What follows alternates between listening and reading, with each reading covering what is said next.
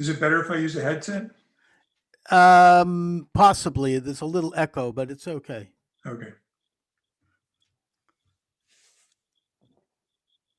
Where are you located, Charles? I'm in Boston. Okay, very good. All right, welcome to the program. Charles Moscowitz here. Thanks for joining me, everyone. Monday through Friday, 12 noon, live on YouTube and all of our subscribing platforms. Welcome aboard. Jack Cashill is my guest. This segment, Jack has a new book out, which I just lost. I was looking at it on. My system seems to have had a problem here. So, Jack, introduce your book, please. Yeah, the book is called Unmasking Obama, and the thesis is in the subtitle, which is the fight to tell the true story of a failed presidency.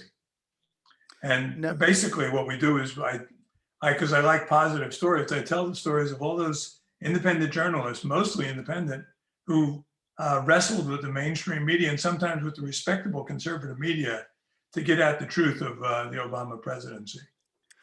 the main takeaway that I have from the Obama presidency, in retrospect, besides the fact that I never agreed with his policies, I always felt he was too left, too socialistic in his agenda, was that he was somewhat of a control freak. He wanted to the point where he was literally spying on world leaders, including friends. He spied on Angela Merkel, who complained about it to the UN. He was spying on media figures. He was spying on everyone. He wanted to know what people apparently were saying about him. And that this, of course, would ultimately manifest in his conspiracy, and I would call it a conspiracy, to spy on the Trump campaign. And this is all coming out now with the FBI and his use of FBI and the Department of Justice to commit this kind of overreach at best, if not activities that are reminiscent of the Nixon era with the bugging and with Watergate. Yeah, it's in fact, was it Lisa Page who said the president wants to know everything? I think that was, yeah, and he was pretty discreet about it, and he didn't leave his fingerprints on many things. But you're right, he was always back there, and they spied on like 11 AP reporters. They spied on James Rosen. They cyber harassed Cheryl Atkinson, then with CBS. So if you ascended to a certain level, they'd go after you. It was kind of like the way the mob would work, at least in the movies. If you speak when you don't need to write, and nod when you don't need to speak, right? Right. Now, your book looks at this kind of what I would describe as an unholy combination with media friends, with institutions, to craft and to present a particular version of American life during the Obama administration, and as such, to suppress, to discredit, to marginalize views that may disagree. So, who were these players, and are these the same players who are now attacking Trump? Yeah, absolutely. And they've just, they've changed their game plan from, you can summarize the media's relationship with the Obama presidency in two words, words that we've heard repeated over and over again, even by historians: scandal free. Uh-huh. Now, for half of America, that sounds like a punchline to a joke. But Obama said that about himself. Biden said it. Historians like Pulitzer Prize winners like David Remnick, John Meacham, scandal free, scandal free. No, it wasn't scandal free at all. It was riddled with scandal from beginning to end.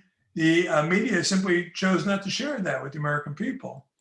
And then, after 8 years of that, we've had 4 years of the opposite, where they invent scandals, and we just saw the other day where they dredge up something Trump was alleged to have said 2 years ago that shouldn't even been newsworthy 2 years ago if he actually said it.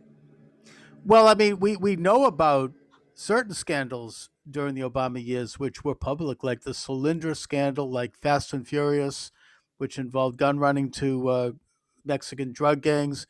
We know about the Lois Lerner scandal, where she pled the fifth 45 times before Congress with regard to tampering with the opposition's IRS status. These are very, very serious misuse of federal agencies to go after political opponents, something that the left used to care about, but in this case, they looked the other way. And I think the general zeitgeist of the Obama years, when anyone criticized aspects of the administration legitimately, including members of Congress, was that they were doing so because they didn't like Barack Obama because he's black. Right. And about those scandals, Charles, you and I know about them. What I do in the book is I tell the stories of how those scandals surfaced. And a good one is one you mentioned, that's Fast and Furious. Mm-hmm. And your audience knows what that was. The average guy in the street, if you said Fast and Furious, he wouldn't even know what you're talking about, other than the movie franchise. Stephen Colbert, who is alleged to be a comedian, I'm told he's a comedian, said on his show, Fast and Furious is the biggest scandal I've never heard about, or something like that. But it started in the ATF office in Phoenix, where it broke. Those guys were appalled by what happened, especially after the murder of Brian Terry with one of the Fast and Furious guns. Then the bloggers, Second Amendment bloggers in Arizona, picked up the story. And, the major media is not touching this at all. This is after Brian Terry, the Border Patrol agent, has been killed. Yeah. And then Cheryl Atkinson, who's one of the heroes of my book and one of the rare mainstream reporters who actually did a job, started going into the blogs in Arizona and saying, what's this Fast and Furious stuff? Then she surfaces the story. And then the Obama administration makes her life hell. They cyber harass her in ways that are, had to be extremely frightening, even if you work for CBS, and even if the CBS people confirm that what's going on is true. Then the question is, who led that? Who orchestrated that? And a lot of those fingers point back to John Brennan. Now, the book is Unmasking Obama. My guest is Jack Cashill, investigative reporter, producer. Jack, of course, another scandal that I don't know, I'm not sure you got into this one, but it would be the Benghazi attack. Yeah. Where you had 4 Americans, including Ambassador Stevens, murdered brutally with video of it. And you had Hillary Clinton, and I don't know if Obama was there as well, but literally watching the whole thing happening on video and laughing and thinking it's some kind of a joke. Then afterwards going out with this cockamamie story that this was an inflammatory film when they knew that was not true, and that they had done nothing to defend or evacuate these men. A huge scandal, one that was completely twisted out of proportion. Yeah, what I focused on in the book, Charles, was the narrative that was formulated that night in the White House, that it was the movie that created this sort of spontaneous demonstration that turned into a riot that turned deadly. And I trace the roots of how that came to be, who fabricated it, where it came from, and who was the first one to promulgate it. And then what I really focus on in the book is what happens to the filmmaker. And this was one of the ugliest suppressions of the First Amendment in recent American history. I became a phone friend of the guy, Nuku'lla Basley Nuku'lla, and he's a Coptic Christian. And Coptic Christians feel about Muslims the way Jews felt about Nazis in, say, mid-30s Germany, right, when the violence was going on, but the larger world didn't know or care. And Coptic Christians, in the year he made that film, about 30 or 40 were killed by Islamic terrorists. And so he had a passion, which translates in the major media to Islamophobia, Mm-hmm. So he makes this, it's not a very good movie, but I just saw the trailer, no one saw more than that. And within days, the DOJ had arrested him. The media were leading the campaign to unearth him, to find him, so the DOJ could arrest him. They were camping out outside of his house, reporting on seeing that, yes, this is the house in the movie. They send him to prison. I send him a letter. He's in a hellhole in West Texas. It's not like he's in camp, in Besler in Pennsylvania, Mm-hmm. And I sent him a letter, and I never heard back. And then about a year after the incident, I get a call from him because I included my phone number. And he says to me, how come you never answered my letters? I said, Nicola, I never got your letters. They kept his letters from being sent to me. He said I was the only one in the media to contact him in a My God. year. Well, Ken Timmerman wrote a very good book on this, and he's one of the heroes of one of the heroes of what I call the Samizdat, which is the conservative underground publishing industry that thrived because the major media were not telling the big stories. So we got to tell them. I mean, first of all, it's astounding that this man would be arrested for expressing an opinion. I mean, since when is that illegal in the United States? Right. I mean, that's outrageous. And then that they tampered with the mail so that you wouldn't receive a letter. I mean, it reminds me of what they did to Roger Stone, quite frankly. I mean, show 27 ninjas show up with the SWAT gear, and they kick his door down. There he is. He's never been, he's never heard a flea. And they're trotting him out with CNN filming on the front lawn, having already set up. And you have people, liberals, left wingers, they're all applauding. Oh, this is great, Yeah. I mean, this whole thug like Mueller thing, I mean, it set precedents in this country that are very unhealthy for freedom and for democracy, with the way they would treat people in a very abnormal way based on American standards. When they could have just given him a phone call and said, "Come down to the station," and he would have turned himself in for questioning. I mean, it's and this is something that's celebrated. So you have the final decrepit years of Obama when they are plotting to undermine the Trump administration and the campaign, and then the administration. And apparently, I think it's now been proven and shown that in the last weeks of his administration, Obama implanted people into various departments, particularly national security, that would serve as the equivalent of sleeper cells to undermine Trump at any step they could. And there was these same people who would end up coming out and testifying during the perfect phone call hearings, where they would suddenly come in.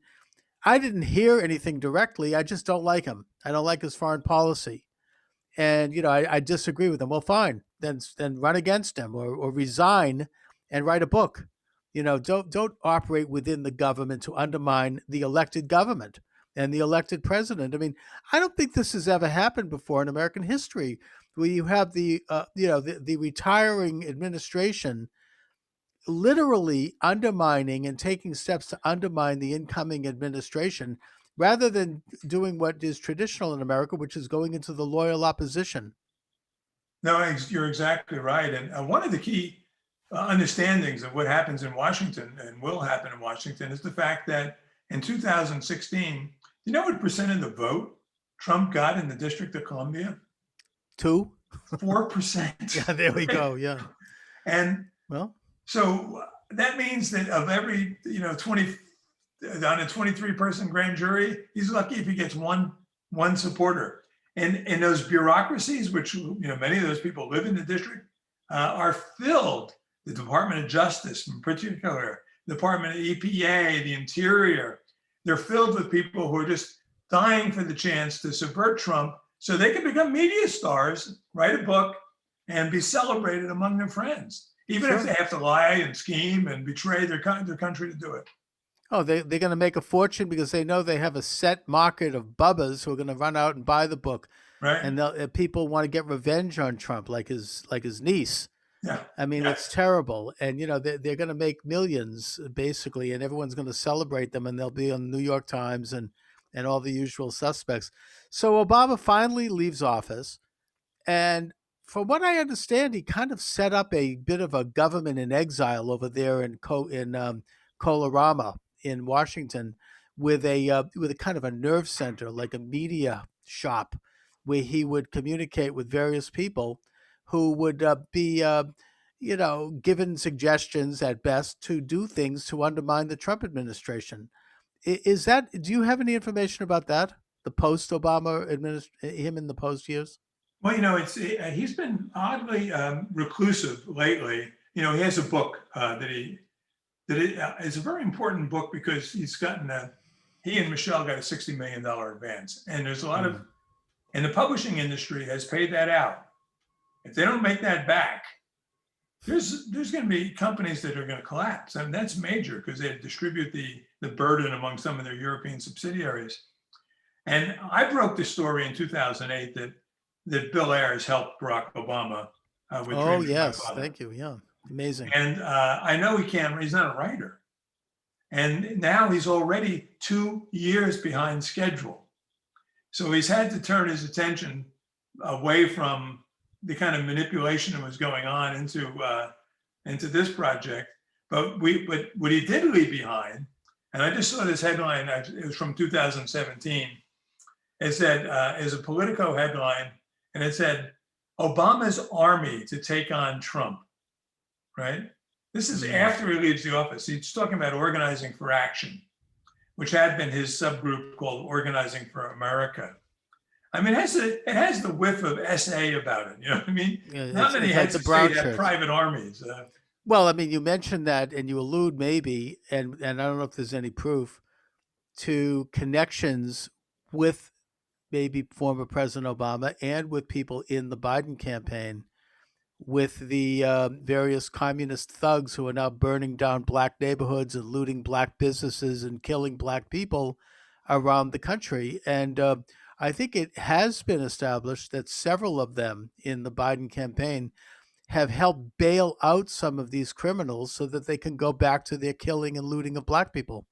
So do you make a connection there, Jack? Have you done any of that kind of research? Yeah, I've done a ton of research on that. In fact, I live in Kansas City, and I'm just sending an article in today to the American Spectator called "The Stalinization of Kansas City," because I make the comparison between what it must have been like in the Ukraine after the collectivization terror that resulted in as many as 5 million deaths, forced to stand in town squares and watch them paint murals to Joseph Stalin and celebrate the lies they've been told. Well, in Kansas City, this weekend, they painted 6 huge murals on the street with the city's blessing in time for the Chiefs' home opening on Thursday. And we'll have the NFL fly over and celebrate. You're exactly right. Black Lives Matter has already cost America thousands of black lives. Because after, I talk about how this happened. The movement was based on 2 major lies. The first one was that George Zimmerman stalked and killed Trayvon Martin out of racial hatred. In fact, I've gotten to know Zimmerman well. I wrote a book about it earlier. He was an Hispanic civil rights activist and Obama supporter who was viciously attacked out of the blue by Trayvon Martin, whom they changed into a saint with his acquittal, which was the right verdict. That was the springboard for the formation of Black Lives Matter. Then they took their show to Ferguson, Missouri, a year after the trial, and they turned Michael Brown into a cult hero and an innocent victim of white cops. The net result of that, what they call the Ferguson effect, where the police withdrew from active policing, knowing that they can end up like Darren Wilson, the cop in question that is out of a job, sued, almost imprisoned, was roughly 3,000 more deaths in 2016 than in 2014 nationwide, about 2,000 of them black. Lord only knows what the Minneapolis effect is going to be like, because police are, you'd be out of your mind today to join the police department, or let alone to intervene in a domestic dispute. People in Kansas City, we're on a target rate right now to have twice as many murderers as we had in 2014. Oh, it's been more than going back to the 1960s riots. It all seems to be coming back, and the problem is that the federal government cannot intervene unless the state and local administration asks them to do so. Right. In the one case where they intervened in Portland, Oregon, basically to try to save the federal courthouse, which is their purview, they were viciously attacked by the media. Yeah. And yet the same media will not show pictures of what has happened to that federal courthouse, which has been completely trashed. You mentioned the Trayvon Martin case. I mean, to my way, that really changed my understanding of how these things are covered, because since then, I hope that people are very suspicious when they hear these stories come out to just wait and hold off on drawing opinions and conclusions, because oftentimes, as things dribble out, the situation was much different than originally purported. And the Trayvon Martin is a classic example in that CNN apparently even tampered with the tape that was made to make it look like a racial incident. That Right. Zimmerman himself is part black. It had nothing to do with race, and it was an entirely different narrative. But they needed to present that narrative, I think, to try to defeat Mitt Romney. Actually, Yes. they thought, well, this is going to trigger people's prejudice against anyone who's not on the left and not a Democrat, and that, yeah, I mean, Black Lives Matter was given birth. The three people that founded Black Lives Matter all have publicly acknowledged to be radical Marxists. One of whom, or one of their main organizers, Susan Rosenberg, who was pardoned by Obama, had been a Weather Underground figure who was involved with the bombing of the Pentagon and who had fled the country and who came back to help found Black Lives Matter. The media won't report on this. They won't even. They've removed this information from her, from view. So you have this radical group that has not concerned with the lives of black people. It's concerned with the communist agitation.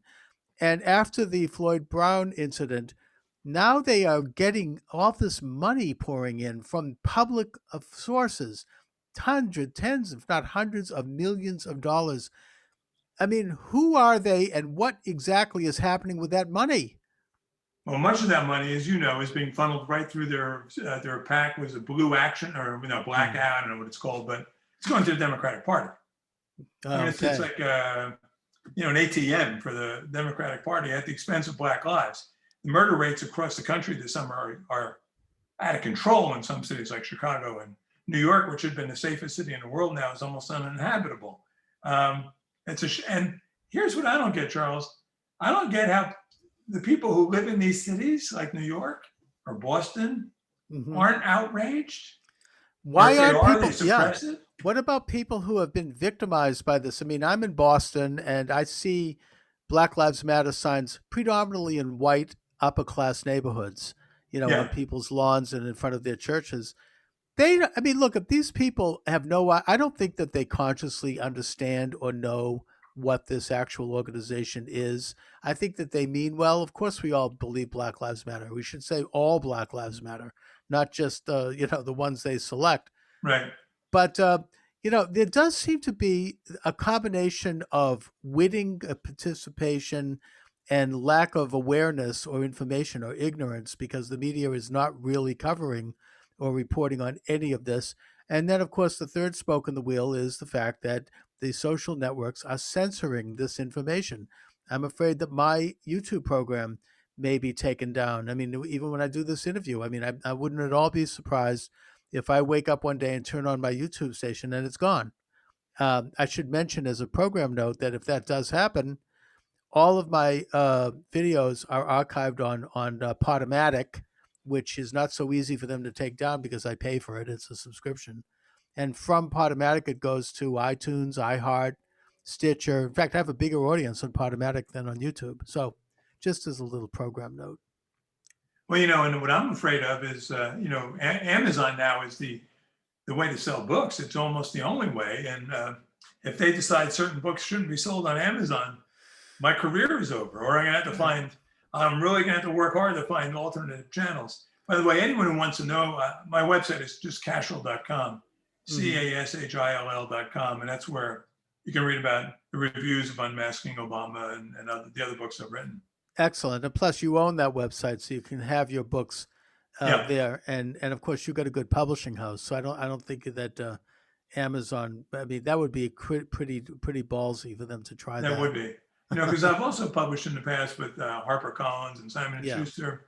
But what's happened is that the bigger publishing houses are getting more and more nervous, and they're also consolidating, and a lot of them are owned by these big German conglomerates, and and so to write negatively about Obama, they may be in the same publishing family as the people who are publishing Obama's book.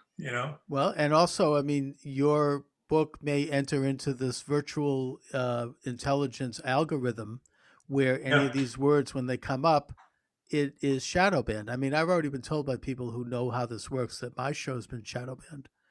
And it's kind of a difficult thing to navigate around that.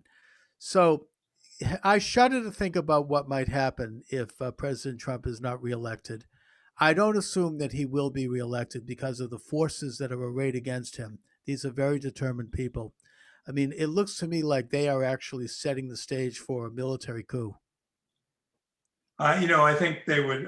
Right now, there is essentially nothing that is beyond them.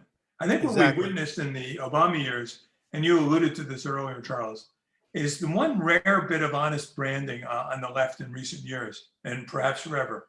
And that is the change of terminology from liberal to progressive. Because the liberals historically, as you suggested, had ideals. They believed in the rule of law and innocent until proven guilty, and due process under the law. Progressives just believe in progress.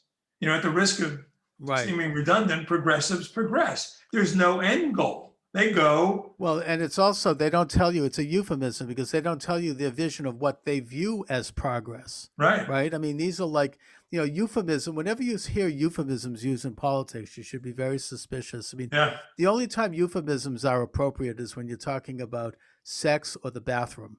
Exactly. If you're talking about politics, you heard even like the word abortion is a euphemism. What is it that's being aborted? An airplane flight? They don't talk about the actual event itself. So when you hear the word progressive, ask yourself exactly what is their vision of progress? What are we progressing toward? Anyway. But the rank and file don't know where they're going. Who knew that 10 years ago they would be on the barricades demanding that boys use girls' restrooms? Sure. Well, I mean, they've never known what they're going. It's all about power. Karl Marx didn't know where he was going. I mean, he wrote one sentence in his voluminous work on what he viewed as communism, and that was when the nation state would wither away, and it would be from each according to his ability to each according to his need, and that was it. There was nothing else. It was all about the process, all about the quest toward earthly power, all about the concentration of power, which is very exciting, right? Yeah. You want to be it's powerful. easy to be a critic. Yeah, but what's the alternative? What's at the end of the game of that? And that is where, liberals could imagine the ideal world as like Denmark. I mean, they had this vision at least. Right. They saw themselves as Atticus Finch standing in front of the courthouse protecting liberty. They didn't. Progressives now are the mob in front of that courthouse demanding the head of Tom Robinson or whoever's inside. They don't see them. They haven't seen the switch in their own heads yet. The average run-of-the-mill Democratic voter doesn't get this yet. They will, because revolutions usually come after the people who are closest to them. Libertines and liberals don't survive well in revolutions. Well, I mean, they've really become a cult, and I think that my hope is, from my lips to God's ear, that your average lunch bucket Democrats, your old Kennedy Democrats, are going to wake up and realize that the party has left them. I think there is some evidence that that's happening. What do you think, Jack, is going to happen 2 months from now? I mean, Biden seems to have come out of the basement. Who knows what he's hopped up on? But he is starting to launch coherent sentences, although I've heard a rumor that he has a teleprompter linked to his aviators. That would not shock me at all. I expect this. No, I don't expect this. I hope for this. I think it's all within the realm of the possible. And I'll put it in a form of a metaphor because I wrote a book on Muhammad Ali once. And in 1971, I took my fiance and a couple friends. We went to see the first Ali Frazier fight. Wow. I was at Purdue then, and we chose Gary because it was cheaper than Indianapolis, which is a major mistake. My girlfriend, now wife, was the only white woman in a crowd of 4,000 people. There weren't many white people at all. I grew up in Newark, New Jersey. I understand how the world turns. My father was a cop. And going into the 15th round, I said to my friends, there were 4 of us, I said, okay, we're out of here. They said, we're out of here. It's a great fight. What do you mean? I said, you do not want to be here. If this is a very close call, and the election and the decision goes against Ali. And they said, but we're for Ali. And I just shook my head and told them, I said, oh yeah, you try convincing the mob of that. So I convinced them to go to the top of it was like a big theater, about 4,000 people, at the top of the aisle, so we could watch it from near the exit, watch the 15th round. And if you remember, Joe Frazier, whom I had my money on, knocked Ali clean off his feet in the 15th round, totally deflated the crowd. So we're standing there, even before the decision was announced. The first black guy runs by me and says, he goes, Muhammad Ali, my ass, that's Cassius Clay, right? The crowd was totally deflated. I'm expecting a knockout punch in sometime in the next 60 days. Right now, the left is jabbing because they've used all their best ammunition. I mean, now the little jabs, like these little things that we 2 years ago, Trump elected. Right, some conversation, some rumor. They're throwing spaghetti at the wall. But I hate to think. I mean, these are people who have tried to essentially enact a coup against this president several times.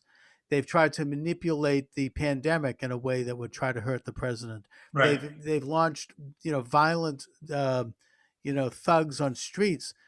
I mean, I shudder to think about what they're going to pull. I mean, I think it seems to be looking toward the direction of voter fraud on a massive scale, with the mail-ins and with hundreds of thousands of votes shipped out by a post office that has endorsed Biden. I mean, they could toss those votes in the garbage if they come from Trump regions. I mean, there's nothing to stop that. And the result is going to be, of course, that Trump will have lawyers out there. There'll be swarms of lawyers on both sides. They'll tie the thing up until January 20th, when the Constitution says that if there is no president ratified by the Electoral College, then the Speaker of the House, and we know who that is, become the President of the United States. Yeah. Well, so, that's not an impossibility. That's why I say I'm hoping for the knockout punch, because the knockout punch comes, and it became so obvious that Joe Biden should never ascend to the presidency. The hardcore will stay hardcore, just as they did in the 70s. But the softcore will fade away and accept the inevitable for another 4 years. That's a hopeful. Okay, well, scenario. I mean, I think that knowing Trump, he probably has that final punch ready to go, but it's going to be a nail biter. That's for sure. Well, on our side, we're so much. I think partly because we have so much more going for us than just living for the day to day of the politics. We were prepared to lose in 2016. Mm-hmm. Although I bet on Trump. No, it's to win. Yeah. But I got good odds. I got 7-1 odds in 2016. No one's giving me 7-1 odds in 2020.